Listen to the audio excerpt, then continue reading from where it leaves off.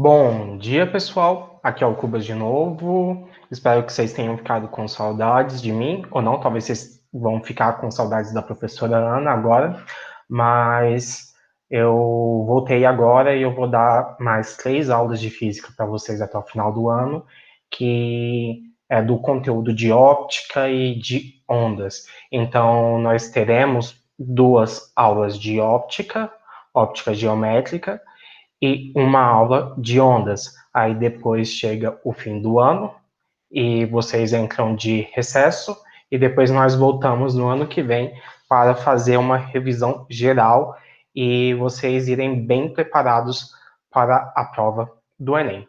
Hoje eu vou falar um pouco da introdução de óptica e de parte de reflexão, de espelho, e depois, como é muito conteúdo, talvez a gente fique pensando, nossa senhora, foi muita coisa, o Cubas já fala demais. E ele falou tanta coisa que eu tô perdido. Será que eu sou burro? Aí a gente vai falar um pouco sobre inteligência e diversos tipos de inteligência. Isso é uma coisa que eu até li um pouquinho antes para ficar bem na mente para falar para vocês, para não falar nenhuma besteira, mas que eu sempre tive dúvida e eu me achava muito burro e na verdade eu não era. E vocês também não são. Eu vou apresentar minha tela e vou começar a aula. Pessoal, óptica sempre foi uma das minhas matérias de física preferidas, basicamente porque a gente tem muitos exemplos no cotidiano. Deixa eu ver se está apresentando. Está começando. E tem muitos exemplos no cotidiano e eu adoro exemplos de física, porque eu gosto de física porque a gente consegue ver física em tudo à nossa volta e até mesmo dentro de nós. Por exemplo, nosso organismo funciona tudo de uma forma também por causa de física. Mas óptica geométrica, ela é uma matéria muito grande e por isso muita gente não gosta. Mas muita gente não gosta, é ótimo, muita gente não gosta. Mas eu espero que vocês apreciem. Eu trouxe bastantes exemplos e algumas coisas que são simples e que pode cair muito no Enem como uma forma teórica. E eu fiz o simulado de vocês, na verdade, todos os professores fizeram. E uma coisa que eu vi nas respostas, eu não vi o nome de ninguém, mas eu vi que a partir das respostas, das questões que tiveram mais acertos, vocês tiveram um pouco mais de dúvida em questões teóricas. E óptica tem muito detalhezinho teórico. Então, é legal vocês prestarem atenção. Pessoal, óptica vem de visão, geométrica, porque tem um pouquinho de geometria quando vai estudar óptica, então é um pouco de física com um pouquinho de matemática, mas essa partezinha de matemática não é muito difícil não, vocês vão ver. E basicamente a primeira coisa que a gente estuda em óptica é a luz, a lux. Então, pessoal, o que é luz? Luz é uma forma de energia radiante e basicamente uma onda eletromagnética que é capaz de sensibilizar os nossos olhos. Aí vocês podem falar, nossa, Alisson, você falou bonito, você leu o que você escreveu aí na tela e eu não entendi nada. Pessoal, o que é uma energia radiante? O que é uma onda? Então, luz é uma onda. Onda é toda perturbação de um meio físico que carrega energia. Então, a onda ela é uma perturbação de um meio que carrega energia e que sensibiliza os nossos olhos, permitindo que nós tenhamos visão. Ou seja, quando eu estou tendo alguma visão, é porque teve uma fonte de luz que produziu essa luz incidiu. Incidir, pessoal, significa cair sobre. Essa luz caiu sobre um objeto, depois ela saiu do objeto, chegou no meu olho e depois que chegou no meu olho, eu fui sensibilizado e eu tive aquela visão. Aí do meu olho foi para o meu cérebro, basicamente aqui onde está perto da nuca, que a gente chama de lobo occipital, mas isso não tem muita importância aqui para a física. E no caso de vocês, tem uma luz natural que está vindo da janela, uma luz artificial que vem da luz, incide sobre o meu rosto, entra na câmera do meu computador, é gravado e depois sai da tela do computador, do celular de vocês, entra no olho de vocês essa luz que sensibiliza o olho de vocês e vocês conseguem ver tudo que está na tela e esse rostinho bonitinho aqui. Na verdade, bonitinho não, porque eu estava olhando ali na tela e, nossa, gente, na tela eu tô parecendo que engordei, que esquisito, né? Mas vamos lá, pessoal. Isso é uma curiosidade, mas que eu trouxe para vocês sobre a luz, mas geralmente cai. Geralmente cai assim de surpresa e é uma coisa que ninguém nunca pensa, que aquilo, a onda ela tem uma característica dual, ou seja, ela é duas coisas, ela não é nenhum nem outro, ela é duas. A luz, ela vai se comportar, quase que eu falo comportamentar, aquilo. Eu tô tão preso em casa com essa quarentena, falando com as paredes, que esqueci como me comunicar, mas ela vai se comportar em parte como onda, como uma onda eletromagnética, e em parte como uma partícula. Partículas vocês estudaram lá na química, que tem as partículas atômicas, subatômicas, e ela funciona parte como isso. Quando a gente fala que a luz ela funciona como onda, e a gente vai estudar isso depois, é porque ela vai sofrer alguns fenômenos que as ondas sofrem. E isso é evidenciado pela experiência de Young, ou experiência da fenda dupla. Aqui ele basicamente pegou uma luz monocromática, que é qualquer luz que você pode pegar, que só tenha uma luz, e passou por uma fenda bem pequenininha, por um obstáculo. Essa onda, ela sofreu difração. Difração é o fenômeno que toda onda sofre quando ela vai contornar um obstáculo. Aí, depois dessa onda de sofrer difração, ela vai passar depois por duas fendas e sofrer novamente difração, formando várias outras ondas aqui na frente, várias outras frentes de ondas. E isso é outro princípio, que é o princípio de Huygens. Eu devo estar falando o nome dos caras tudo errado, pessoal, porque eu não sei pronunciar o nome dele certo, essa é a verdade, porque o cara tem uma nacionalidade, tem uma língua super esquisita, e assim, eu só sei falar português. E vamos lá. Mas, pessoal, depois que ela sofre a segunda difração, com várias frentes de onda, algumas dessas ondas, elas vão sofrer o que a gente chama de interferência. E essa interferência pode ser construtiva quando uma frente de onda se junta com a outra, ou destrutiva quando uma frente de onda, meio que anula a outra. Eu estou falando de uma maneira muito simples, mas para vocês entenderem. Depois que a gente estudar óptica não, ondulatória, vocês vão entender melhor. Mas onde teve a interferência construtiva, a gente vai ter esse campo claro, e onde teve uma interferência destrutiva, vai ter o campo escuro. E esse experimento comprova que a onda sofre difração e interferência, e prova que a luz é uma onda. Aqui eu falei onda, mas a luz sofre esses dois fenômenos, e ela é uma onda. E ela é uma onda eletromagnética. E aqui, com certeza, vocês conseguem compreender um pouco melhor, porque vocês estudaram elétrica.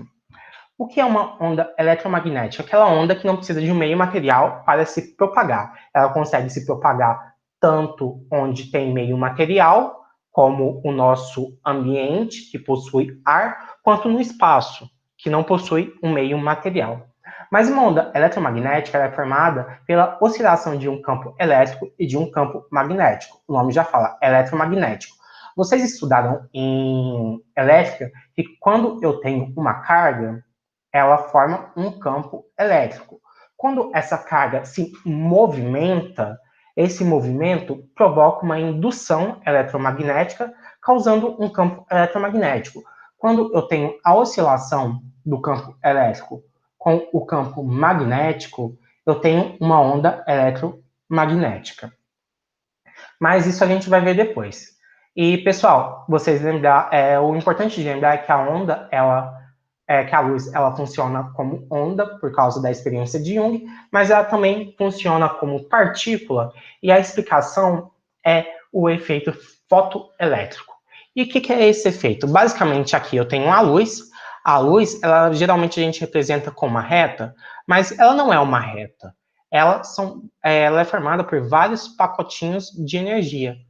Esses pacotinhos de energia, quando incidem, caem sobre um metal, eles vão retirar uma partícula. Ele expulsa um elétron desse metal. E quando ele expulsa esse elétron desse metal, ele está funcionando como uma partícula. E esse efeito fotoelétrico foi descoberto, na verdade, foi teorizado por Einstein em 1904 e deu a ele o prêmio Nobel, ou Nobel, eu não lembro como fala certo, não tem acento, então é Nobel.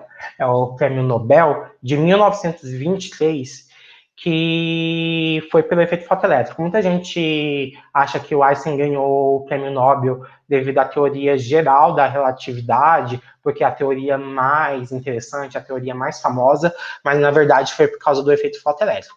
E pessoal, quando eu tenho a onda, a luz como onda, elas são vários pacotinhos de energia.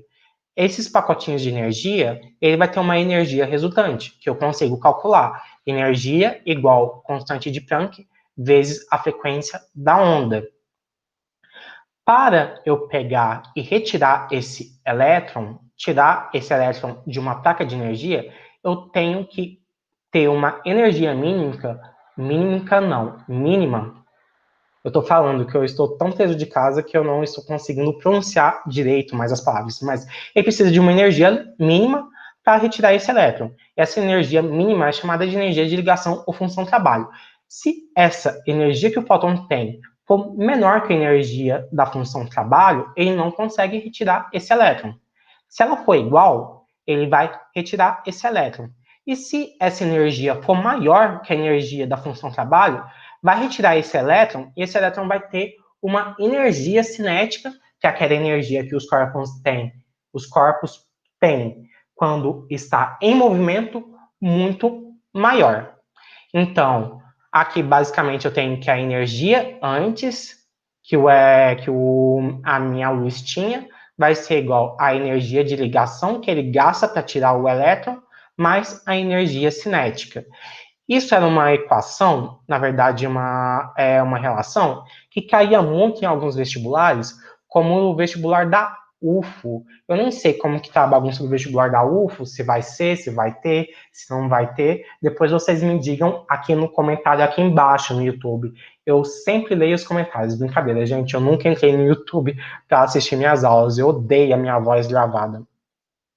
Mas, então eu não gosto de ficar escutando. Mas vocês têm que escutar. É uma sorte de vocês. Mas uma coisa que eu queria falar, pessoal, é que essa relação da energia antes, a energia de ligação, a função trabalho, a energia cinética que o elétron vai sair antes, é nada mais do que o que tem antes é igual ao que tem depois. Ou seja, na natureza nada se cria, nada se perde, tudo se transforma. E, pessoal, quando eu tenho metais diferentes, a energia para eu arrancar um elétron dele vai ser diferente. E aqui tem uma tabelinha para vocês. E quando eu tenho luz com frequências diferentes, ela vai ter uma energia diferente. Se vocês forem pegar e continuar nessa fórmula, para, por exemplo, calcular a energia a partir da frequência, e sim com o comprimento de onda, é só você utilizar a fórmula que a gente vai aprender lá em ondulatória, que velocidade da onda é igual ao comprimento de onda, que é o lambda vezes a frequência, que é o V lambda F, que a gente sempre decora assim: você lambe faca, você lambe ferida, você lambe furúnculo, e a velocidade de uma onda, da velocidade da luz, ela é escrita como Czinho. Se eu quiser isolar a minha frequência, eu passo o lambda para baixo, aí eu substituo aqui, constante de Planck vezes Czinho, que é a velocidade da luz, dividido pelo comprimento da onda, igual a função trabalho, mais energia cinética que ele vai sair. Sempre que cai efeito fotoelétrico, é uma coisa, ou para você calcular a energia cinética que o elétron vai sair, ou se não é alguma coisa teórica. E uma coisa que é um peguinha muito bobo que sempre cai é, por exemplo, tá lá na letra A. Se eu tenho uma onda e com mais energia, ela vai arrancar um número maior de elétrons. Aí a pessoa fica pensando, nossa, se tem mais energia, ela vai arrancar um número maior que elétrons, faz sentido. E vai lá e marca na letra A, pula para a próxima questão e errou. Pessoal, o que eu disse para vocês? Se esse fóton tem uma energia maior, ele vai arrancar, gastar um pouco dessa energia para arrancar o elétron, e esse elétron vai sair com uma energia cinética maior. Então, cliquei aqui. Se a energia do fóton é maior, ele vai basicamente arrancar o elétron e o elétron vai sair com uma energia cinética com uma velocidade maior. Se eu quiser arrancar um número maior de elétrons, eu preciso de mais raios de luz. Vocês podem ver nesse desenho aqui, cada raio de luz arrancando um elétron. E essa é a pegadinha maior que eu vi nisso. Mas efeito fotoelétrico é uma coisa teórica que pode cair, mas não é muito comum, é mais comum na UFO. Pessoal, como eu disse para vocês, a luz é uma onda eletromagnética e nós temos várias ondas eletromagnéticas, com uma frequência e um comprimento dessa onda específico. E entre as ondas eletromagnéticas, nós temos aquela sequência de ondas longas, ondas médias, ondas curtas, que são ondas de rádio AM, FM. Depois nós temos as microondas, as ondas infravermelho, e depois nós temos a luz visível, que vai de um comprimento de onda de 400 a 700 nanômetros. Pessoal, a luz visível, ela também tem uma sequência a partir da frequência e do comprimento de onda. Depois do infravermelho, vem o quê? O vermelho. Depois do vermelho, alaranjado. Depois do alaranjado, o amarelo. Depois o verde. Depois azul, anis e violeta. Então, é uma coisa que você pega vermelho V, alaranjado A, amarelo A, verde V. VAV, verde, V, azul A, anis A, violeta V. VAV. É uma forma de você decorar. Mas essa sequência eu já vi algumas questões que você precisava decorar, outras que você não precisava, mas é legal você saber que tem essa sequência, que é a sequência de cor do arco-íris. Uma coisa muito legal de falar para vocês, e com certeza a professora Ana deve ter falado na primeira ou segunda aula dela, é sobre velocidade da luz. E a luz, como toda onda eletromagnética, no vácuo, ela possui uma velocidade que a gente sabe, que é 300 mil quilômetros por segundo. Em um segundo, a luz percorre 300 mil quilômetros. É muito grande. É uma velocidade muito alta. E até mesmo é teorizado como a maior velocidade possível, que seria a velocidade da luz, que é o Czinho. Czinho, 3 vezes 10 a quinta quilômetros por segundo, ou 3 vezes 10 a oitava metros por segundo.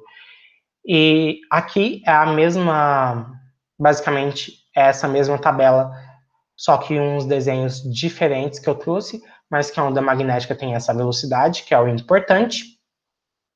Mas uma coisa que eu quero falar com vocês, depois que é ano-luz, vocês têm que saber um pouco disso também. Quando a gente fala de luz, ela percorre uma distância muito grande num tempo muito pequeno.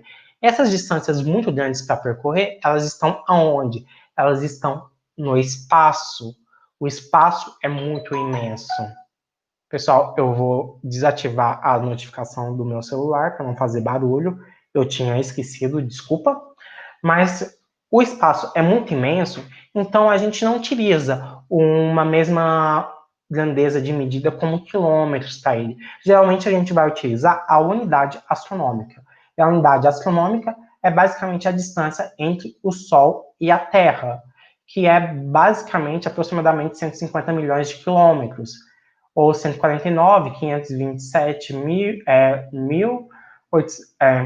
149 milhões 597.871 quilômetros, que é uma unidade astronômica. E ela é utilizada como parâmetro para a gente medir distância no espaço. Por exemplo, a Terra e o Sol estão a uma unidade astronômica de distância e o Sol e Plutão estão a 39,5 unidades astronômicas de distância. Mas tem um monte de questão que já caiu em vestibular, que assim, vocês vão encontrar em qualquer livro, que possui várias formas diferentes de perguntar, que é, se o Sol apagasse, quanto tempo ainda teríamos de luz? Quanto tempo demora para a luz emitida do Sol chegar à Terra? Pessoal, essa questão é tão batida que a primeira vez que eu ouvi ela foi num programa de televisão que passava no SBT, chamado Programa do Milhão. E é muito antigo. Vocês podem ver que esse programa nem existe mais, ou eu não sei se existe. Podem perceber que eu sou muito velho, eu era criança. Mas basicamente tem como eu descobrir esse tempo sim. Quanto tempo demora para a luz sair do Sol e chegar na Terra? Basicamente eu vou pegar aquela formulinha, V velocidade igual a ΔS sobre ΔT, e vou colocar velocidade da luz 300 quilômetros por segundo. O ΔS é a distância da unidade astronômica entre o Sol e a Terra, é 149, aproximadamente 149 milhões e 600 mil, ou 150, vocês podem colocar. Quilômetros, tem que utilizar a mesma medida.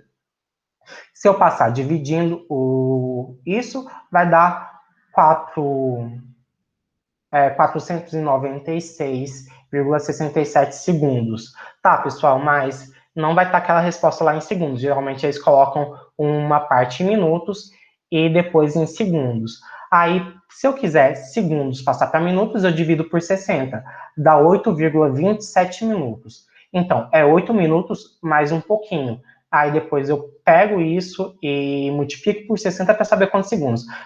Dependendo do valor que você utilizar, 150 ou no valor exato, dá 8 minutos e algum pouquinho. Geralmente 8 minutos e 16 segundos, 8 minutos e 20 segundos. Mas se vocês olharem, é muito pouco. Imagina, se o Sol apagasse agora, eu ainda ia ter 8 minutos de luz, é muito pouco. E por que é muito pouco? Porque a velocidade da luz é muito grande.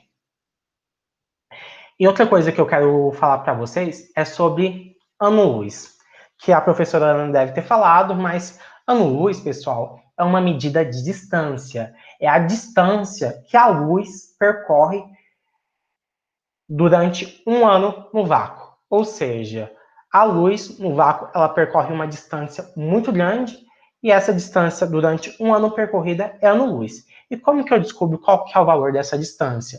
Pela mesma formulinha, V igual ΔS sobre ΔT. A velocidade da luz é 300 km por segundo, igual ΔS sobre ΔT, que é um ano. Pessoal, qual a dificuldade aqui? Que eu tenho que transformar um ano para segundo. Então, vamos lá. ΔT, na verdade, aqui é na verdade é ΔT mesmo, eu vou transformar um ano, quase que eu tô achando que eu tava errando, mas eu vou ter que transformar o ΔT de um ano para segundo. Pessoal, como que eu faço isso? Um ano tem quantos dias? Que é um ano? Tem 365 dias, eu multiplico por 365. Cada dia tem quantas horas? 24 horas, eu multiplico por 24 horas. Cada hora tem quantos minutos? 60 minutos. Eu multiplico por 60. Cada minuto tem quantos segundos? 60 segundos. Eu multiplico por 60 de novo. Fazendo essa conta, dá 3,15 vezes 10 a sétima segundos. Eu vou fazer isso. O meu ΔS é a velocidade da luz, vezes o ΔT. 3 vezes 10 a quinta, vezes 3 vezes 10 a 15 vezes 10 a sétima. 3 vezes 3, 9,15 vezes 3 dá 0,45, 10 a quinta vezes 10 a sétima dá 10 a 12. Então, o ano-luz, que é a distância que a luz percorre durante um ano, é 9,45 vezes 10 a 12 quilômetros. É uma distância muito grande, pessoal. E o que isso me diz de interessante? Geralmente, quando a gente está falando de espaço, espaço é um espaço muito grande. E a gente tem alguns corpos celestes que estão muito distantes de um e do outro. A gente pode utilizar a unidade astronômica, que é uma medida de distância, só que a gente também pode utilizar a unidade de distância, que é anos-luz, para expressar essa distância de um astro do outro. Por exemplo, aqui a gente tem a constelação de Centauro com a estrela Alfa da constelação de Centauro. A estrela Alfa Centauro, Ela é a terceira estrela mais brilhante do céu e a segunda mais próxima da Terra, pessoal. Então, pensa nisso. A segunda estrela mais próxima da Terra. Ela está a 4,3 anos-luz de distância da Terra. Isso significa que a luz dessa estrela, que é a segunda mais próxima da Terra, demora 4,3 anos, ou seja, 4 anos, 3 meses e 18 dias para chegar na Terra. Ou seja, se essa estrela apagar, ela explodir, a gente só vai saber se ela explodiu daqui 4,3 anos. Então, vocês podem ver que a distância da Terra de outros astros é muito grande. E geralmente a gente utiliza essa medida de anos-luz.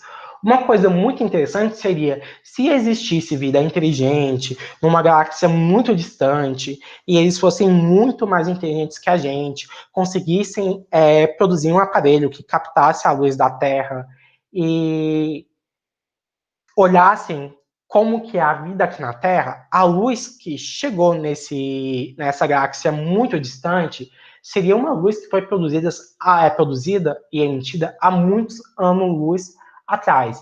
E se eles olhassem hoje essa luz, olhassem para a Terra agora, talvez eles veriam os dinossauros. Por isso, tem aquela célebre frase que quando a gente está olhando para o céu, a gente está olhando o passado, porque a luz emitida dessas estrelas, de tudo que a gente vê, foi emitida há muitos anos atrás. Aí agora a gente vai entrar um pouco de óptica propriamente dita, pessoal. Raio de luz. Raio de luz, pessoal, é basicamente nada do que como se fosse um vetor que é utilizado para representar uma luz.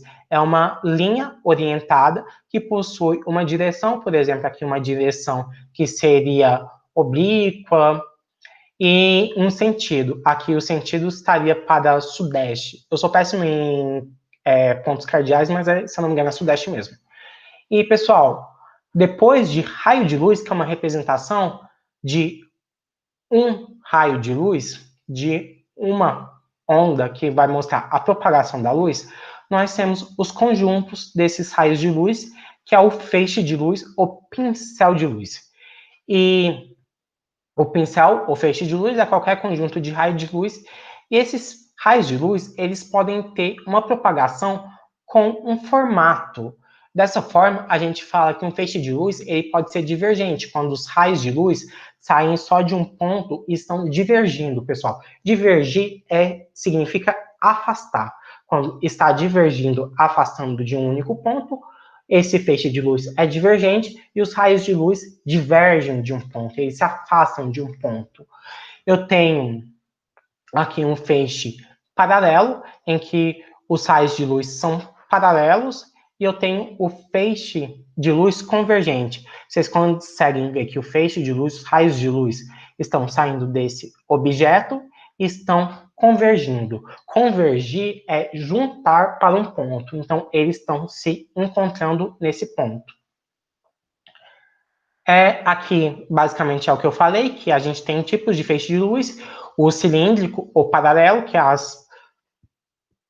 que os raios de luz são paralelos, o feixe de luz cônico divergente, que os raios de luz divergem, e o cônico convergente, que os raios de luz vão se encontrar em um único ponto. E aqui a gente tem maneiros, alguns exemplos melhores do que só falar.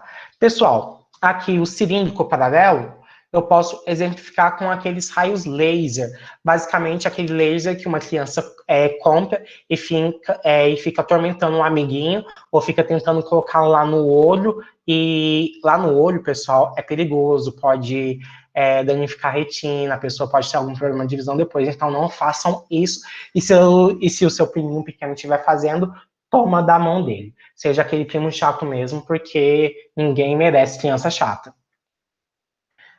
Sendo que se eu olhar para trás eu fui essa criança chata, né? Mas, pessoal, os raios de luz, eles são paralelos e aqui você consegue ver um feixe de luz. Basicamente, o feixe de luz cônico divergente, na verdade, divergente não, convergente, os raios de luz vão incidir em um plano, é basicamente o que você faz na verdade eu não fiz não, mas é que algumas crianças capetas fazem quando pega uma lupa e fica brincando de queimar formiga. Quando você pega a lupa, você está convergindo os raios para um ponto e você fica lá convergindo os raios do sol para um ponto e queimando a formiga. E o cônico divergente é quando sai de um único ponto e vai se espalhar, como uma lâmpada, como o farolzinho de um carro e a maioria das luzes que a gente vê. Pessoal, agora a gente vai falar de fenômenos de propagação da luz. Então, quando a luz se propaga e tem alguma relação dentro de um sistema óptico, que é aquele sistema que vai ter uma superfície que vai interagir com o raio de luz e pode relacionar um objeto com uma imagem, a gente vai ter três fenômenos, que é o fenômeno da reflexão, refração e absorção. A reflexão, pessoal, que é essa primeira imagem aqui, é quando os raios de luz vão incidir sobre uma superfície que separa dois meios e ela retorna para o meio original. Um exemplo disso é o espelho. Por exemplo, você está na frente do espelho, a luz incidiu no seu rosto, bateu no espelho e voltou para você, chegando no seu olho. Se a luz tivesse entrado no espelho, ela não ia voltar para o seu olho e você não ia se enxergar. Então, o que acontece no espelho é reflexão. Refração é quando a luz passa de um meio para o outro. Pessoal, eu estava lendo, para montar essa aula, a apostila do Bernoulli, e fala que sempre muda, e quando passa de um meio para o outro, modificando a velocidade de propagação. Isso está errado. Ela pode passar de um meio para o outro e não mudar a velocidade. Ela muda ou não a velocidade de propagação. Isso a gente vai ver lá em refração. Mas se vocês pegarem aquelas apostilas do Bernoulli ou Bernoulli, que eu acho que alguém passou para vocês pelo Drive no início do ano, prestem atenção nisso. Que é uma coisa até que eles escrevem errado no primeiro capítulo de introdução e lá no capítulo de refração eles corrigem. Então é uma coisa assim, que contraditória. Fala uma coisa no primeiro capítulo da primeira apostila e lá na terceira apostila ele se contradiz. Mas na verdade a refração é quando um feixe de luz ele incide sobre uma superfície que separa dois meios diferentes e ela vai passar de um meio para outro. Pode mudar ou não a direção de propagação e a velocidade. E a gente tem a absorção, quando um raio de luz ele incide, incidir significa cair sobre o meio de superfície, que vai separar dois meios, e ele não é nem refletido, nem refratado, ele é absorvido. Ou seja, você não vai enxergar essa luz e ela não vai iluminar. Por exemplo, aqui se fosse ar e água, essa luz refratada ilumina lá o fundo do lago. Aqui ela não iluminaria o fundo do lago. Mas absorção, pessoal, quando uma luz é absorvida, ela é energia. Então, ela é transformada em outra forma de energia. Por exemplo, calor. E aqui eu trouxe os três exemplos. A reflexão, que está no espelho. O feixe de luz bate no espelho e volta para o gatinho e ele consegue se enxergar. Aqui tem a refração, a luz ela passa por do ar para esse vidro ou gota de água, eu não sei o que é bem, e depois passa da gota de água para o ar de novo. Ela sofreu duas refrações, do ar para o vidro e do vidro para o ar. E aqui eu tenho a absorção, pessoal, que eu não sei se vocês sabem o que é isso, esse material se chama sombrite. E como o nome diz, ele serve para quê? Para fazer sombra. O que é a sombra, pessoal? A sombra é a ausência de luz. Ou seja, tem a luz do sol, que é quente. Aqui em Uberaba parece que tem um sol para cada um, às vezes, porque é um lugar muito quente. E o que é que você pode fazer? Minha mãe fez isso na casa dela. Na varanda, ela pegou, não queria tampar toda a varanda com uma telha, então ela colocou um sombrite, que ia pegar, absorver um pouco dessa luz e ia deixar passar um pouco. O sombrite, ele, como a maioria dos corpos que possuem cor preta, ele absorve a luz. E absorvendo a luz, ele esquenta. Por exemplo, eu estou na varanda da minha mãe, se eu colocar a mão no sombrite, que está absorvendo um pouco da luz, ela vai estar quente, e realmente está quente, gente, eu já fiz isso. Uma coisa que vocês também podem fazer é sair no calor de Uberaba com uma... O calor de Uberaba é ótimo, eu estou falando, utilizando termos fisicamente incorretos. Em Uberaba, que possui uma temperatura muito alta, você sai com uma camiseta preta, anda uma meia hora e coloca a mão na sua camiseta. Vai estar quente. Por quê? Porque a cor preta da sua camiseta promove uma maior absorção de raios de luz, que essa energia do raio de luz vai ser convertido em calor. E, pessoal, esses três fenômenos podem acontecer ao mesmo tempo. Por exemplo, eu tenho um raio de luz incidindo sobre uma água. Parte dele vai ser refletido e formar, por exemplo, a imagem dessa casa. Eu estou aqui, esse raio de luz bateu na casa, da casa foi para o lago, do lago ele foi refletido e chegou aos meus olhos e formou essa imagem. Parte dele vai entrar dentro do lago, sofrendo refração, passando do ar para a água, de um meio para o outro. E com isso consegue iluminar o fundo do mar, na verdade o fundo do lago, aí vai crescer as alguinhas lá, o peixe vai comer essas alguinhas, e essas alguinhas que produziam ômega 3 vai estar no peixe, você come o peixe e essa gordura faz bem para o seu coração, e todo mundo acha que a gordura que faz bem para o coração vem do peixe, na verdade vem da alga. Eu estou falando demais de novo, né? E parte dessa energia, dessa luz, vai ser absorvida. Com isso, pessoal, essa água vai esquentar um pouquinho. Por isso, é sempre melhor nadar no final da tarde. Por quê? Porque já a água já recebeu luz o dia inteiro, essa parte dessa luz foi absorvida e transformada em calor, e a água vai estar ou morna ou menos fria. Fonte de luz, pessoal.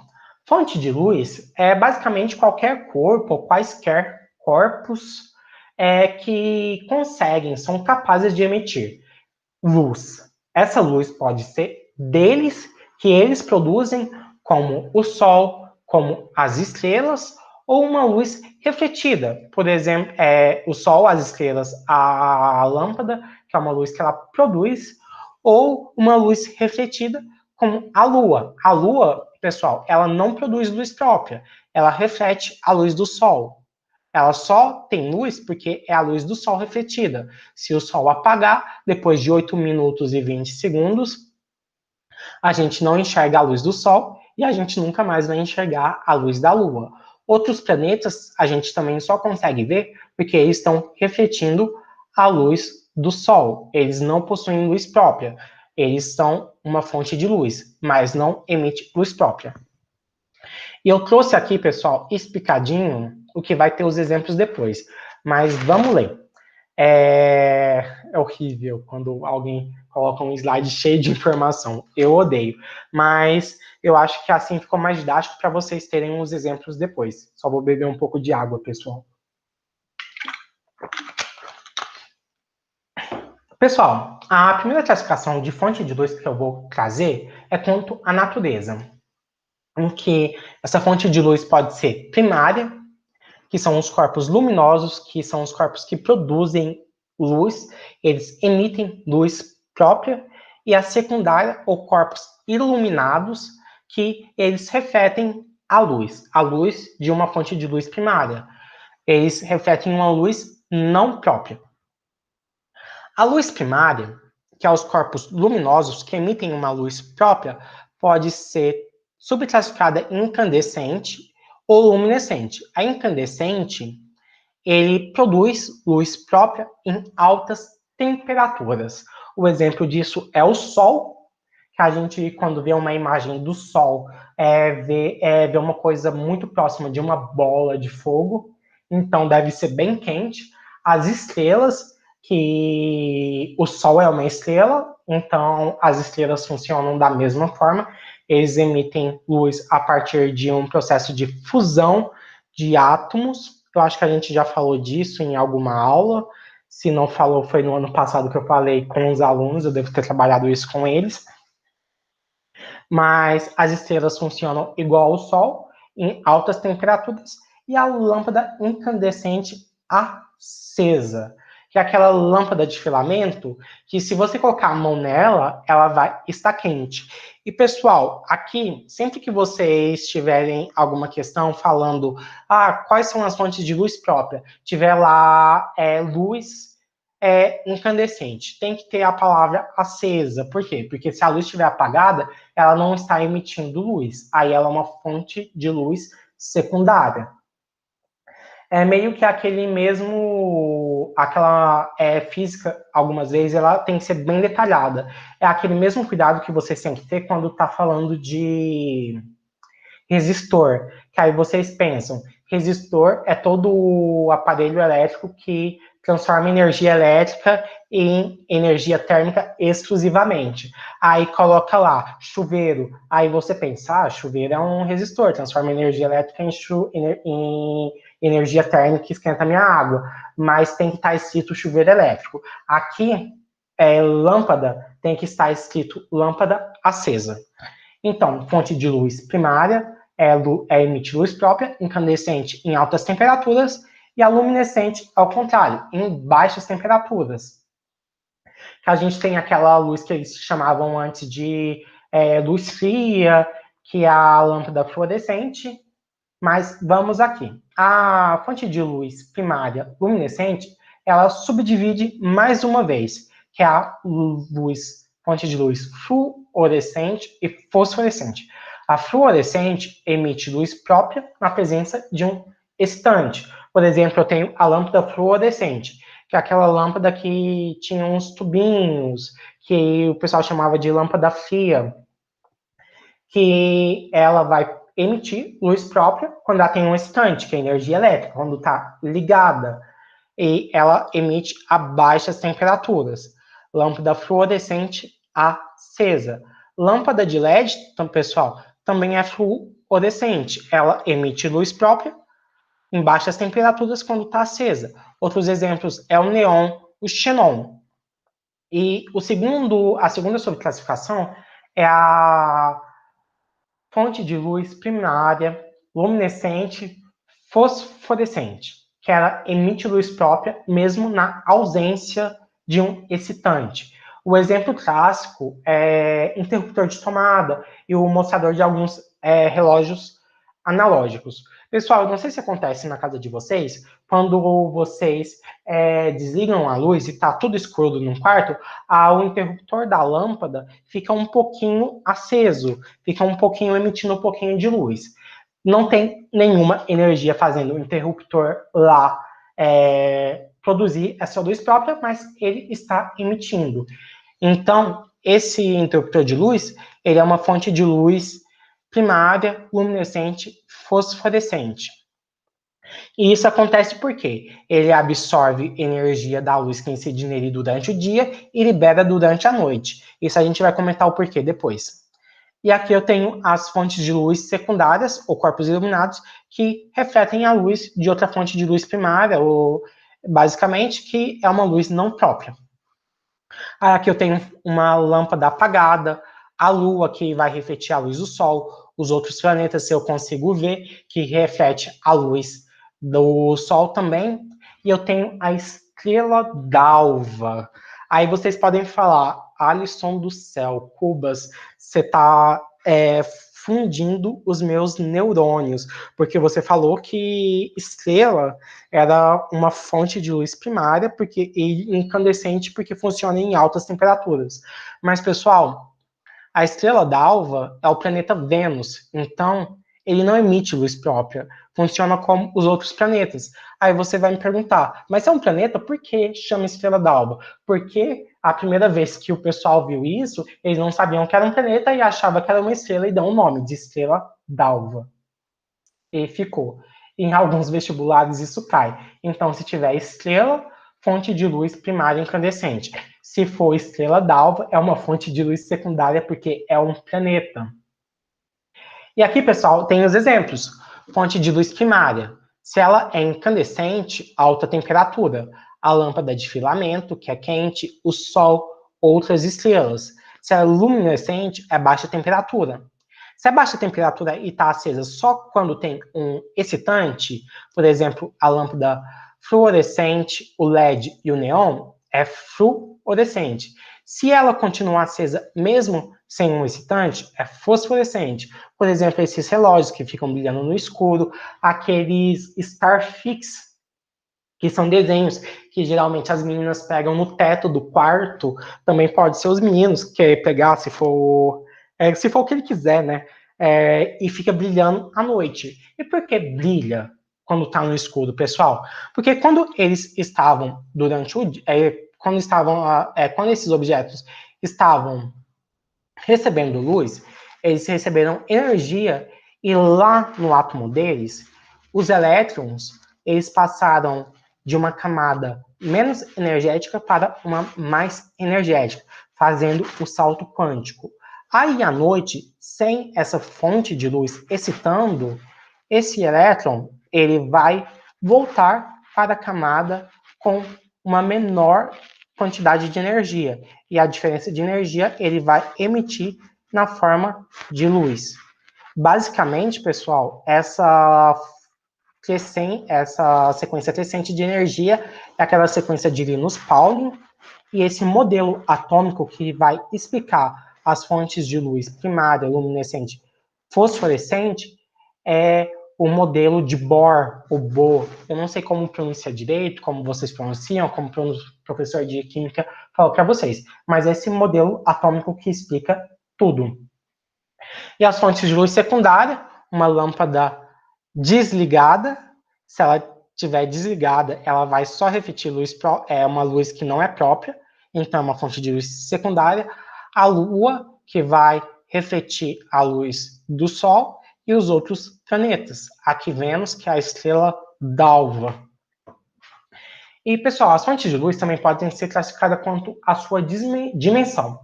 Quando as características, as dimensões, o tamanho da fonte de luz, ela é insignificante para a maioria dos processos, ela é chamada de pontual. E quando ela é uma fonte de luz pontual, a principal característica é que ela gera somente sombra. A gente vai falar o que é sombra depois. E uma fonte de luz extensa, as dimensões do corpo não podem ser desprezadas. Desculpa, ou seja, elas são significativas. E a principal característica é que uma fonte de luz extensa, ela gera uma sombra e uma penumbra. Sombra é a área não iluminada. A penumbra é uma área parcialmente iluminada. A sombra eu tenho quando eu tenho uma fonte de luz pontual, um objeto opaco que vai tampar essa luz. A sombra e penumbra, junto da penumbra, acontece quando eu tenho uma fonte de luz extensa, com um objeto opaco, que vai tampar a luz, fazendo a sombra, e consegue tampar um pouco da luz em outra região, que forma a penumbra. E, além disso, eu tenho, na classificação dos tipos de luz, eu tenho a luz monocromática, que vai emitir somente uma cor de luz, que vai ser uma onda que possui uma única frequência específica, e a policromática, que vai emitir luzes de diferentes cores junto, que vão emitir várias ondas com frequências diferentes. E quando a gente fala de luz monocromática e policromática, a gente fala um pouco de cor de um corpo, pessoal. Tudo que eu enxergo é basicamente a luz que reflete e chega no meu olho. Então, pessoal, se eu estou vendo uma planta e ela é verde, quer dizer que essa planta refletiu uma luz verde para o meu corpo. E como que ela reflete a luz verde se a luz do sol é uma luz branca? Porque eu olho para o sol, eu não estou vendo a cor verde. Como que ela reflete? Basicamente, pessoal, a luz do sol era uma luz policromática, que vai ter todas aquelas cores do arco-íris que a gente falou. Vermelho, alaranjado, amarelo, verde, azul, anis, violeta. E a planta, ela vai absorver todas as faixas de luz, menos o verde. Ela absorve o vermelho, o alaranjado, o amarelo, o azul, o anis e o violeta. Então, ela absorve essa luz e vai refletir o verde. Ela reflete somente o verde. Aí chega só a luz verde no meu olho e eu vejo a planta verde. E por que ela reflete o verde? Porque a clorofila, ela absorve muito pouco a cor verde e absorve bastante as outras cores. E tudo que acontece que eu vejo cor é assim, pessoal. Se a minha camiseta é verde, ela absorveu todas as cores menos o verde e refletiu só o verde. Se a minha garrafinha ela é vermelha, quer dizer que ela pegou, absorveu todas as cores que tinham da luz e refletiu somente o vermelho. Chegou só a luz vermelha no meu olho, eu estou vendo ela vermelha. Pessoal, isso é importante um pouco para a física, mas isso também cai um pouco em biologia. Por exemplo, eu lembro quando eu estudava para o vestibular, que o professor de biologia lá em botânica, eu não gostava muito de botânica, mas falava que as clorofilas elas absorvem mais a luz vermelha e a luz azul. E então, se eu iluminasse a planta com luz vermelha, com luz azul, ou uma luz que possui todas as cores, essa planta ia fazer fotossíntese e crescer muito bem. Se eu pegasse e iluminasse a planta só com luz verde, ela não absorve luz verde. Então, ela não está absorvendo nenhuma energia e essa planta ia morrer. Então, isso é importante tanto para a física quanto para a biologia. E aqui outros exemplos, pessoal. Se eu vejo um corpo azul, um objeto azul, quer dizer que ele pegou uma luz, uma luz com um espectro de cores, incidiu sobre ele, ele absorveu todas as faixas de luz menos o azul e refletiu o azul. Se eu vejo a maçã vermelha, quer dizer que ela absorveu todas as cores de luz menos o vermelho, refletiu o vermelho. E o vermelho chegou no meu olho. Se eu vejo um corpo e ele é branco, quer dizer, pessoal, que a luz branca, que possui todas as cores, incidiu sobre ele, ele não absorveu nenhuma e refletiu todas junto. Então chegou todas as luzes do meu corpo e a soma de todas as luzes formam o branco. Aí eu enxergo branco. Se eu tenho uma camiseta que é preta, ela absorve todas as luzes, não reflete nenhuma, aí eu não vejo nada. A gente já falou sobre isso, sobre a absorção que os corpos pretos, os corpos negros de cor preta, cor negra, possuem maior absorção de luz. Então, basicamente, o preto, pessoal, não é uma cor, ele é a ausência de cor. Ele absorve todas as cores, enquanto o branco reflete todas as cores. Vamos passar para frente. Aí aqui eu falei de novo que o corpo branco reflete difusamente todas as cores e o corpo negro absorve todas as cores que nele incide. E a gente vai falar um pouco sobre corpo negro, que é uma coisa de física moderna, mas eu quero trazer para vocês só como uma curiosidade. Curiosidade, porque eu já vi umas 2, 3 provas e se eu não falar para vocês, eu vou ficar com peso na consciência. Mas, pessoal, o corpo negro ideal seria aquele que absorveria todas as cores, toda a radiação, e essa energia, e não ia emitir nenhuma radiação. Mas o corpo, pessoal, o corpo negro, inclusive o corpo negro, ele emite uma radiação eletromagnética. E por que isso acontece? Porque, basicamente, quando ele emite o corpo negro, que é um objeto que absorve toda a radiação eletromagnética que recebe sobre ele, ele também vai emitir uma energia radiante que está relacionado com a sua temperatura. Pessoal, quando ele absorve uma radiação, uma luz ou uma energia, no processo de absorção, ele absorve tudo, não reflete nada, essa energia vai ser convertida em calor. Quando eu tenho calor no corpo, eu vou ter um aumento quando eu absorvo e vai se transformar em uma energia térmica, o aumento dessa energia térmica faz aumentar a vibração das moléculas. Aumentando a vibração das moléculas, inclusive das minhas cargas, eu produzo o quê? Se eu tenho carga, eu produzo um campo elétrico, e se eu tenho uma carga em movimento, eu produzo um campo magnético. Produzindo um campo eletromagnético em variação, eu formo uma radiação eletromagnética, uma onda eletromagnética. Então, dependendo da temperatura do corpo, ele vai gerar uma certa radiação eletromagnética. O corpo negro é todo aquele corpo que absorve toda energia, toda a radiação que chega nele, mas ele também emite uma radiação eletromagnética.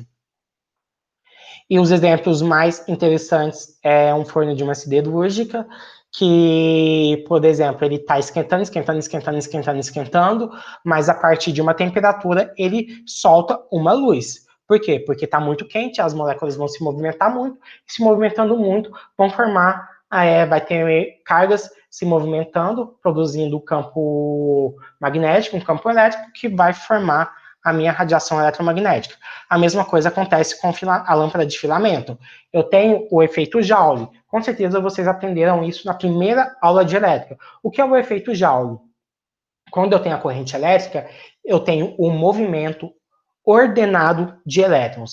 Esses elétrons, eles vão chocar com as partículas do metal que está lá. Esse choque vai gerar um aumento de temperatura. Por quê? Porque a energia dissipa na forma de calor. Aumentando a temperatura, eu tenho um aumento da vibração das moléculas lá, aumento da vibração de cargas, e, por exemplo, na lâmpada de filamento, a uma temperatura maior que 2000 kelvins, eu tenho a formação de luz visível. E, basicamente, pessoal, tem uma relação que mostra a energia, a radiação, o poder emissivo de um corpo relacionado com a temperatura dele. Ou seja, cada corpo negro ele vai ter uma temperatura e vai emitir uma radiação específica. E eu já vi uma questão, pessoal, de vestibular, que a única coisa que você precisava saber dessa lei de Stefan Boltzmann é que estava relacionado com a temperatura e que a temperatura é elevada à quarta. Então, a radiação emitida é igual à emissividade, que depende do material, a uma constante de Boltzmann, multiplicado pela temperatura absoluta em Kelvin, elevada à quarta. Então, a única coisa que você precisava saber era que essa temperatura era elevada à quarta. Era uma coisa que eu fiquei assim, meu Deus, eu nunca estudei química é ótimo. É física moderna e eu precisava saber uma coisa assim, só que a temperatura é elevada à quarta. E vamos voltar a falar de cor de um corpo, pessoal. Mais 2 exemplos para vocês. Vamos pensar, eu tenho aqui um passarinho que é preto e azul, com uma maçã que é vermelha, com a folha verde. Quando eu tenho a luz branca, ele vai absorver a luz branca tem todas as cores, vai absorver toda, reflete o vermelho, eu vejo vermelho, absorve todas as cores, reflete o verde, eu vejo verde, absorve todas as cores, reflete o azul, eu vejo azul, absorve todas as cores, reflete nenhuma, eu vejo preto. Mas aí pega aqui, na situação B, que eu tenho uma luz vermelha, monocromática, que só tem a cor vermelha. Então, pessoal, aqui, a minha folha, ela absorve todas as cores, inclusive a vermelha. Ela aí reflete só o verde, só que eu não tenho luz verde. Então, ela não está refletindo nada. Então, eu vejo preto, porque não tem cor. A maçã, ela absorve todas as cores e reflete o vermelho. Aqui eu tenho luz vermelha, reflete a luz vermelha, e eu vou ver vermelho. O passarinho, que é azul, absorve todas as cores, reflete o azul para eu ver azul, só que aqui não tem cor azul, não tem luz azul, só tem luz vermelha. Então, ele absorve a luz vermelha, não vai refletir nenhuma, eu vejo preto. Passando para a situação C, que eu tenho a lâmpada verde, luz só verde. Ela vai ser refletida somente pela minha folha, porque a folha absorve todas as cores, reflete o verde, então eu vejo verde.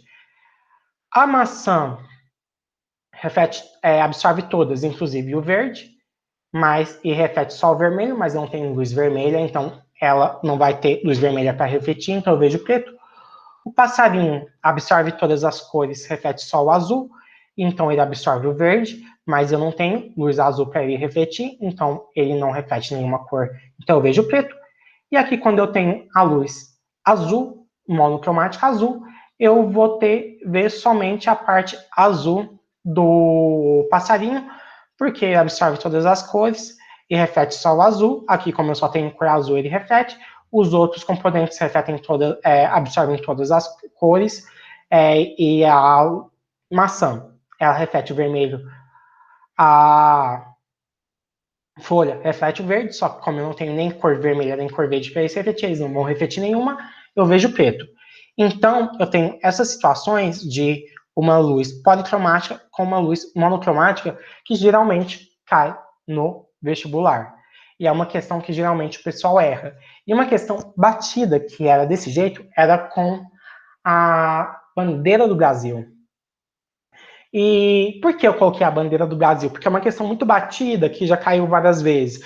Porque, pessoal, Brasil, quando eu vejo aquela cor do Brasil, me reflete na cabeça um nacionalismo, e como a gente está numa onda muito nacionalista no nosso país, vai que cai bandeira do Brasil, né? E, basicamente, pessoal, a bandeira do Brasil, ela tem uma parte que é verde, ou seja, ela absorve todas as cores e reflete somente o verde, que é para representar as nossas matas que estão sendo queimadas, né? A gente tem uma parte amarela, que absorve todas as cores e reflete o amarelo, que é para representar as nossas riquezas, né? Como Minas Gerais tinha muito ouro, que foi roubado. E a gente tem uma parte azul, que é para representar os nossos céus muito amplos, que estão cheios de fumaça, né? Das queimadas. Brincadeira, gente, eu vou parar de militar aqui. E a gente tem uma parte que vai ser branca, que reflete todas as cores, e onde está escrito Ordem e Progresso. Também tem várias estrelas brancas. Então, pessoal, se eu pegar essa luz, essa bandeira, e iluminar ela com uma luz amarela, a parte verde, ela absorve o amarelo e não reflete. Então, onde está verde, eu vejo preto. Onde está azul, ela absorve só o azul e não reflete. Ela, na verdade, ela reflete só o azul. Ela pega e absorve o amarelo, não reflete ele. Então, onde é azul, eu vejo preto. E na parte branca, ela reflete todas as cores, então reflete a luz amarela. Onde está branco, eu vejo amarelo. E a parte amarela, ela absorve todas as cores e reflete amarela. E então, se a luz for amarela, ela reflete amarelo. Então, se eu iluminar a bandeira com uma luz amarela, eu vou ver amarelo onde é amarelo e onde tem branco. Se eu iluminar a bandeira com uma luz verde, eu vou ver verde onde é verde, porque ele reflete a luz verde, e onde é branco, porque o branco reflete todas as cores, inclusive a verde. Onde, na verdade, pessoal, aqui teria as estrelinhas também tinham que estar verde, mas essa foi a imagem que eu achei melhor representada. E onde é amarelo e azul, ele vai absorver o verde, então eu vou ver preto. Se eu pegar uma luz vermelha, eu vou ver aonde? Eu vou ver luz vermelha onde é branco, porque o branco reflete todas as cores, inclusive o vermelho. Então eu vejo branco onde seria essa faixa e onde estaria as estrelinhas, mas onde é a cor verde, ela absorve a luz vermelha, não reflete o vermelho. Onde é amarelo, ela absorve o vermelho e não reflete. Onde é azul, absorve o vermelho e não reflete. E, pessoal, se eu for brincando com uma faixa de luz entre o vermelho e mais amarelado, que possui várias frequências diferentes dentro de um espectro, eu posso formar imagens diferentes. Mas, basicamente, a gente vai fazer aquela brincadeira que a gente fez com os passarinhos aqui. Se eu iluminar com a luz amarela, eu vou ver amarelo onde é amarelo e branco e o resto preto. Se eu iluminar com verde, vou ver verde onde é verde e branco e o resto preto. Se eu iluminar com uma cor que não tem aqui, eu vou ver essa cor só onde é branco, porque reflete todas as cores, e o resto preto. Ótimo, pessoal. Meios de propagação. Meios de propagação, pessoal. Meios de propagação, eu tenho, basicamente, vão ser os meios onde a luz vai se propagar e eu vou ter uma classificação de meio transparente, que permite a passagem da luz de maneira regular. Então, eu consigo ver através dele, bem nítido, a imagem. O meio translúcido, que permite a passagem da luz, só que de uma maneira não regular, então eu vou ver uma imagem difusa, que o exemplo é o vidro fosco, e os meios opacos, que não permitem a passagem de luz. Então, eu não vou ver luz atravessando ele. Basicamente, o que acontece é assim: o meio opaco ele não permite a passagem de luz, o meio translúcido permite passagem, só que uma passagem meio irregular, meio difusa, e isso faz com que a imagem não seja muito nítida, e o meio transparente que deixa a luz propagar, passar de maneira regular, e eu consigo ver o que estava atrás, por exemplo, do vidro, da água, e até mesmo no ar, uma imagem de forma nítida. Eu tenho dois outros meios que basicamente é utilizado mais como característica, e vocês vão entender o porquê disso, que é o meio isotrópico ou isótropo, que é um meio em que as propriedades físicas em todas as regiões são iguais, ou seja, a densidade de um local é igual à densidade do outro. Isso faz com que a luz se propague de maneira regular. E eu tenho o meio ordinário ou refringente, que é um meio transparente, isotrópico e homogêneo. E quando a gente for falar um pouco de reflexão depois, a gente vai trabalhar mais com meios homogêneos, porque ele vai ser transparente, eu vou ter uma imagem nítida, ele vai ser isotrópico, porque as propriedades físicas vão ser a mesma em todas as regiões, e vai ser homogêneo. Aí a gente vai falar os princípios da óptica geométrica, pessoal. Pessoal, eu acho que já tá... Eu tô me prolongando muito, mas realmente essa aula é grande. Perdão por isso, mas vamos um pouquinho rápido. O primeiro princípio da óptica geométrica é o princípio da propagação retilínea da luz, ou seja, que o meio refringente ordinário, que é um meio transparente, isotrópico e homogêneo, a luz se propaga em linha reta. Ou seja, se a luz se propaga em linha reta, vocês conseguem ver isso aqui, que a luz vai se propagar em linha reta nesse laser e vai atingir um local. E ela não consegue fazer curvas aqui e iluminar todo o ambiente. A mesma coisa aqui. Eu tenho um farol que está apontando para frente, ele ilumina o que está à frente. Ele não consegue iluminar a estrada aqui do lado ou atrás, porque a luz não faz curva. Outra consequência da luz propagar em linha reta é que eu formo sombras, porque eu tenho um objeto aqui na frente que está impedindo a luz, um objeto opaco que impede a luz de se propagar nessa região, e a luz ela não faz curva para iluminar aqui, então ela forma uma sombra. E também aqui a gente tem a câmera escura, ou, por exemplo, as minhas ótimas, as câmeras fotográficas, que elas conseguem captar somente o que está à frente. Você não bate uma foto aqui e sai na minha foto o que está aqui atrás. Por quê? Porque a luz se propaga de maneira retilínea. O próximo princípio é o da independência dos raios de luz, que significa que quando eu tenho um ou dois ou mais raios de luz, que eles vão se cruzar, um se comporta como o outro, como se o outro não existisse. Eles não vão fazer com que o outro altere sua trajetória. Se eu tiver dois raios de luz aqui, por exemplo, nessa imagem do meio, eles vão continuar sua propagação como se o outro não existisse e não vai desviar um do outro. O exemplo é mais clássico: se você for num show, vai ter vários raios de luz e um se comporta como se o outro não existisse. Aqui outro exemplo: um se comporta como se o outro não existisse. Eles não modificam a sua trajetória. E esse, o terceiro, que é o meu preferido, que é o princípio da reversibilidade dos raios de luz, que basicamente significa que uma trajetória de um raio de luz independe do sentido de propagação. Se eu mudar o sentido de propagação de um raio de luz, a trajetória não se altera. Por exemplo, eu tenho esse homem que está olhando nesse espelho e esse raio de luz chega aqui nesse outro.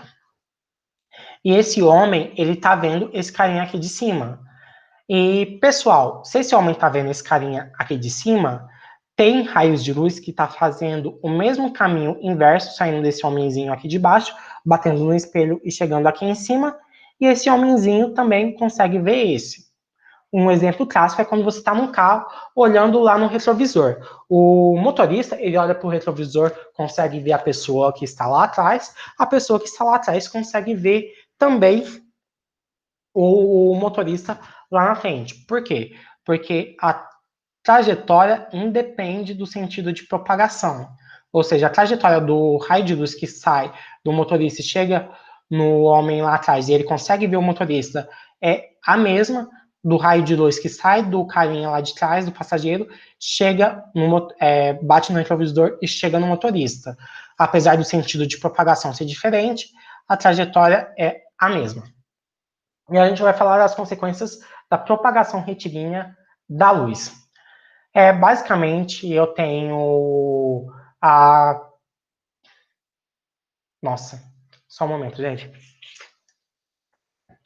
Eu tenho a consequência da formação de sombra e penumbra, que a gente já falou que sombra ela é formada quando eu tenho uma fonte de luz pontiforme com um corpo opaco que impede a propagação da luz numa região. A região que não é iluminada é a sombra, e aqui eu tenho a penumbra, que é uma região parcialmente iluminada, quando eu tenho um corpo extenso de luz com um corpo opaco, e ele vai formar, a partir da saída dos raios de luz, ele chega aqui nas extremidades, a luz não faz curva, não consegue iluminar aqui no centro. Essa região não iluminada é a região de sombra. Essa região que sai um raio de luz aqui consegue iluminar parcialmente é a região de penumbra. E tem muitos exercícios de sombra e penumbra, pessoal, que envolve basicamente geometria. Por exemplo, tem lá uma pessoa falando, uma pessoa no mesmo local que a Torre Eiffel, ela tem uma sombra X, e ela tem uma altura, na verdade, uma sombra Szinho, e uma altura H. Sabendo que a altura da Torre Eiffel é Hzão, qual é o tamanho da sombra da Torre Eiffel?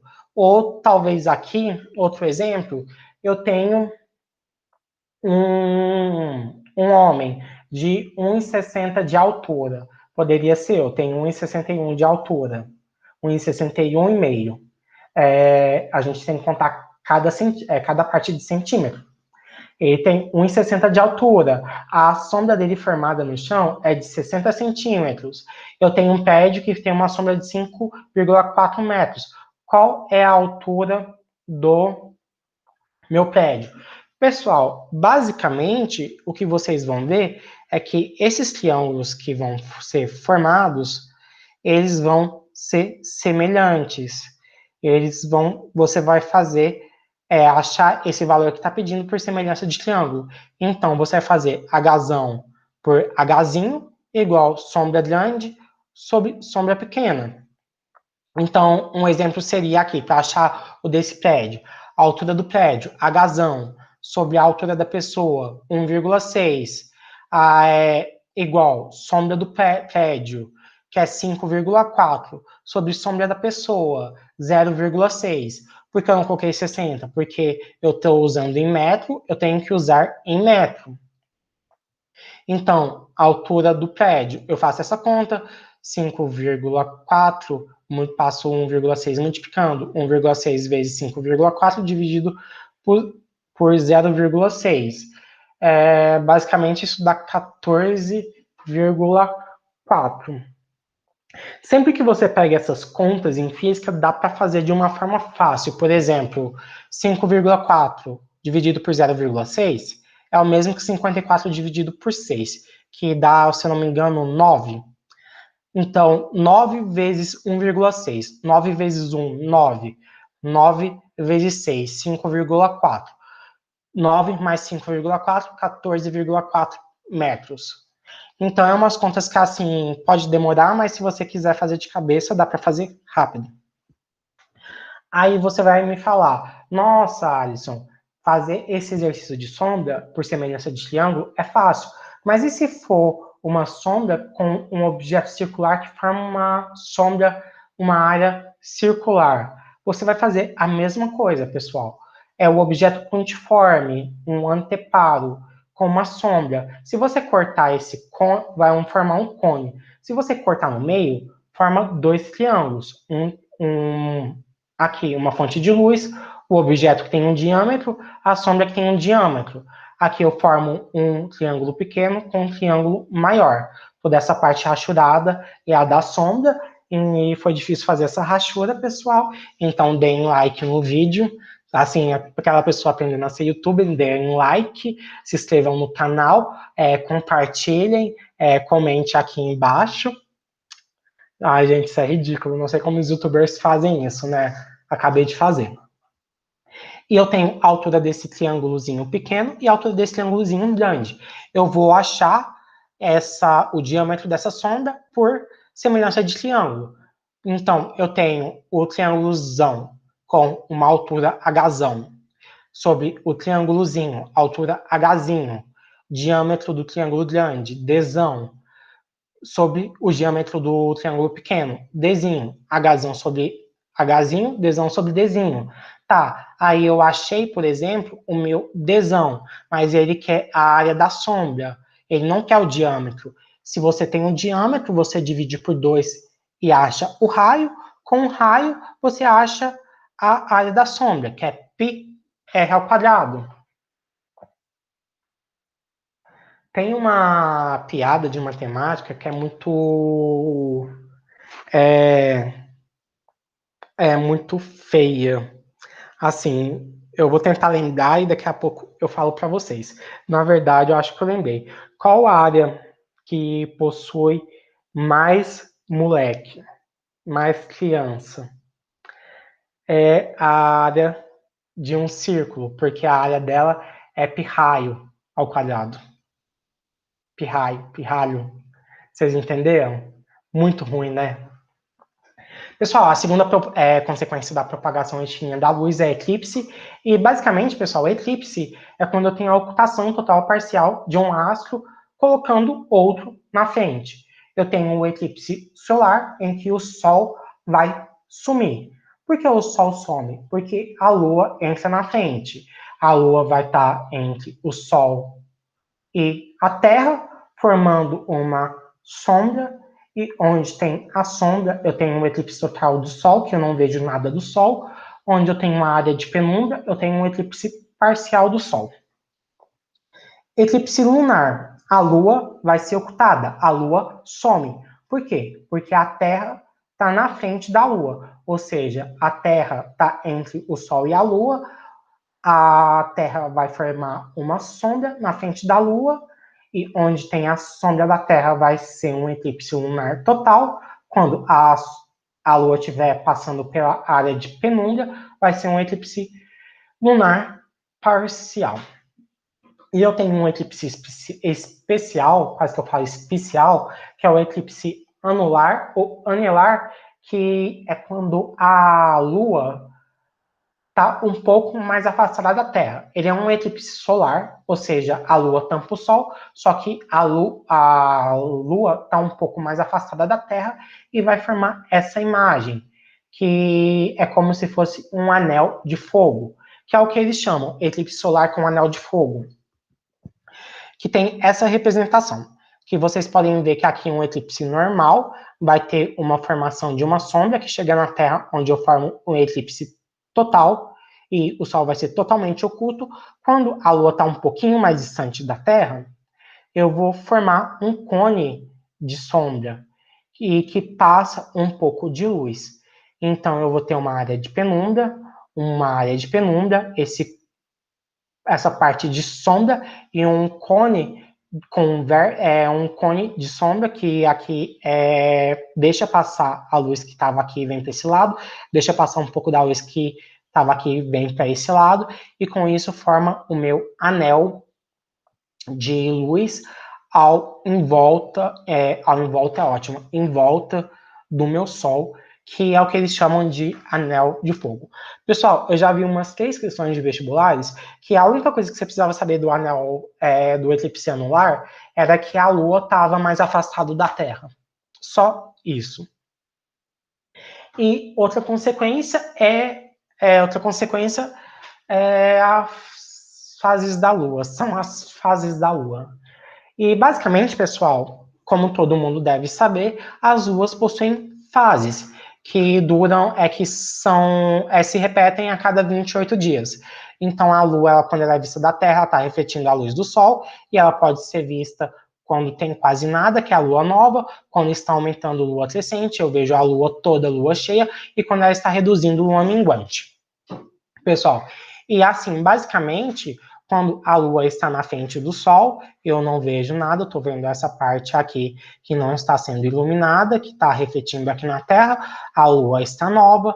Aqui, quando ela está nessa posição, ela está batendo de frente para o sol, eu vejo uma região iluminada, metade não iluminada, que vem aqui na Terra, eu vejo a lua crescente. Quando ela está aqui, ela recebe a luz do sol, que está iluminando uma metade inteira, eu vejo toda essa metade inteira, então eu vejo um círculo total, que é a lua cheia, e aqui, quando ela está reduzindo essa situação igual, eu vejo ela está iluminando aqui essa parte, não está iluminando essa parte, eu vejo essa parte daqui, então eu vejo a lua diminuindo, é a lua minguante.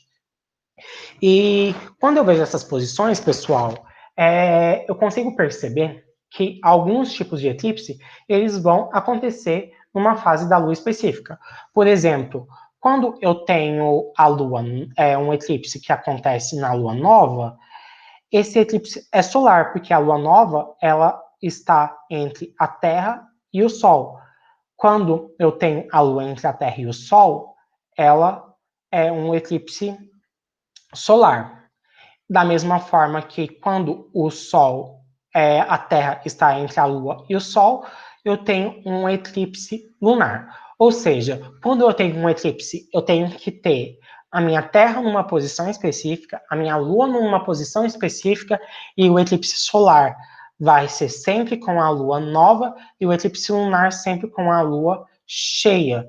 Por isso, o eclipse lunar seria aquela Lua cheia e sendo recoberta e depois sendo descoberta. A câmera de escura de orifício, pessoal, é basicamente uma caixa que é um experimento que a gente consegue comprovar a propagação retilínea da luz, que é uma caixa toda opaca, em que no fundo dela eu coloco um papel vegetal, que é um papel meio branquinho, que vai ser onde eu vou formar uma imagem, e eu faço um furo. E eu coloco um objeto iluminado na frente desse furo, fazendo com que esse objeto reflita uma luz que vai passar por esse furo e vai chegar aqui nessa parede, que vai estar o papel vegetal, e nele vai ser formado uma imagem. Como essa imagem vai ser real, ela tem umas características e ela é real, por quê? Porque é uma imagem projetada, toda imagem que eu consigo projetar, ela é real, ela é invertida, invertida quer dizer que ela troca a parte de cima pela parte de baixo, porque o raio de luz que sai lá de cima vem aqui para baixo, o raio de luz que sai daqui de baixo vem lá para cima, ela é revertida. Revertida quer dizer que eu troco direita com a esquerda, porque o raio de luz que sai daqui da direita, ele chega aqui na esquerda trocado, o que sai aqui da esquerda chega aqui na direita trocado. Eu falei direita com esquerda trocado, mas tudo bem. É só lembrar que troca direita com esquerda. E toda imagem que ela é real, invertida e revertida, ela é chamada de uma imagem enantiomorfa. Então, uma câmera de orifício escuro forma uma imagem enantiomorfa. E, basicamente, pessoal, essas são as nossas máquinas fotográficas de 1 milhão de anos atrás, aquelas máquinas fotográficas que tinham a pessoa colocava a cabeça embaixo, tinha um paninho escuro e basicamente colocava, ao invés de papel vegetal, um papel que possuía prata, porque prata capta a luz e forma a imagem. E basicamente, pessoal, essa imagem formada aqui, ela é formada basicamente pela propagação retilínea da luz, e vocês podem ver que essa propagação da luz forma dois triângulos entre o objeto e a imagem, que são opostos pelo vértice, e você pode achar tanto a altura do objeto, tanto a altura da imagem, o tamanho da caixa, a distância do objeto da caixa, fazendo semelhança de triângulos. Então, para eu achar qualquer um desses valores num exercício, eu vou fazer o tamanho do objeto sobre o tamanho da imagem, com a altura do meu triângulozão, que é a distância do objeto até a minha caixa, sobre a distância da minha parte da caixa, onde eu tenho o orifício, até a formação da imagem, que é o Pzão sobre o Pzinho. O, objeto, tamanho da imagem, a distância do objeto até o orifício, distância do orifício até a imagem. O sobre I, Pzão, na verdade, P sobre P'. Pessoal, vamos falar um pouco de ângulo visual. Ângulo visual, pessoal, é o ângulo pelo qual você vê um objeto. E quando você pega um ângulo visual, ele é definido por duas coisas, pelo tamanho do objeto e pela distância que você está do objeto. Então, e o ângulo visual, ele vai definir um pouco da minha acuidade visual, que é a qualidade com que eu vejo o objeto. Então, por exemplo, eu tenho uma pessoa que de 2 metros de altura, e ela tá assim, no final da rua, e eu vejo ela como se ela tivesse pequenininha, e eu falo, oi fulano, como você tá? Aí ele vem andando para mim. E essa pessoa de 2 metros de altura, ela se aproxima de mim. E ela que estava pequenininha, eu mal conseguia ver, ela está do meu lado agora e eu enxergo ela bem. Eu vejo ela com uma maior qualidade. Por quê? Porque quando ela continua tendo 2 metros de altura, mas quando ela está mais perto, eu vou estar vendo com o maior ângulo visual, seria esse alfa 2 aqui, e eu vejo ela com uma maior acuidade visual, com uma maior qualidade. E a gente tem o que a gente chama de limite de acuidade visual, que é o menor ângulo que algum olho consegue distinguir 2 pontos, que eu consigo visualizar. E no olho humano é da ordem de 1 minuto. Minuto é aquela medida de graus, que graus, eu não sei se vocês se lembram, que ele é medido em graus, um ângulo é medido em graus, depois minutos, depois segundos. Então, o limite de acuidade visual do olho humano é da ordem de 1 minuto. E, pessoal, a gente vai falar aqui de reflexão da luz. E eu acho que eu vou parar esse vídeo por aqui e eu vou fazer uma parte 2 dessa aula, porque está ficando muito longo. E eu já estou começando a correr, minha voz está ficando ruim. Com certeza eu vou começar a gravar essa aula 2 daqui meia hora, porque eu vou almoçar. Já é 3 da tarde, eu ainda não almocei. Mas eu preciso que aí sai nessa quarta a aula, a parte 1 e a parte 2, porque eu preciso terminar isso tudo com vocês. Aí eu começo de reflexão da luz, e assim, depois de reflexão da luz, vem espelho plano, eu falo da teoria das inteligências, mas assim, na verdade eu acho que no próximo vídeo eu começo falando da teoria das 9 inteligências, das inteligências múltiplas, para dar um quebra, e eu termino a aula. E desculpem por essa aula ficar um pouquinho grande, mas realmente ela é um pouco mais longa, e é isso que torna a óptica um pouquinho chato, porque é muito grande. Mas estamos aqui, pessoal, com vocês. Falta bem pouco, falta 3 slides, mas eu acho que ficaria muito ruim eu continuar agora. Então, para a apresentação, parar a gravação e a gente se vê daqui a pouco. Ou se você quiser assistir a aula num outro dia, pelo menos assistir o comecinho da próxima aula para você entender um pouco sobre inteligências múltiplas, qual o seu tipo de inteligência, se você consegue desenvolver outra inteligência. E vai ser uma coisa, pessoal, que é comprovadamente científica, não é papo de coach que quer te passar a perna não, tá? Então, até daqui a pouco e um abraço do Cubas.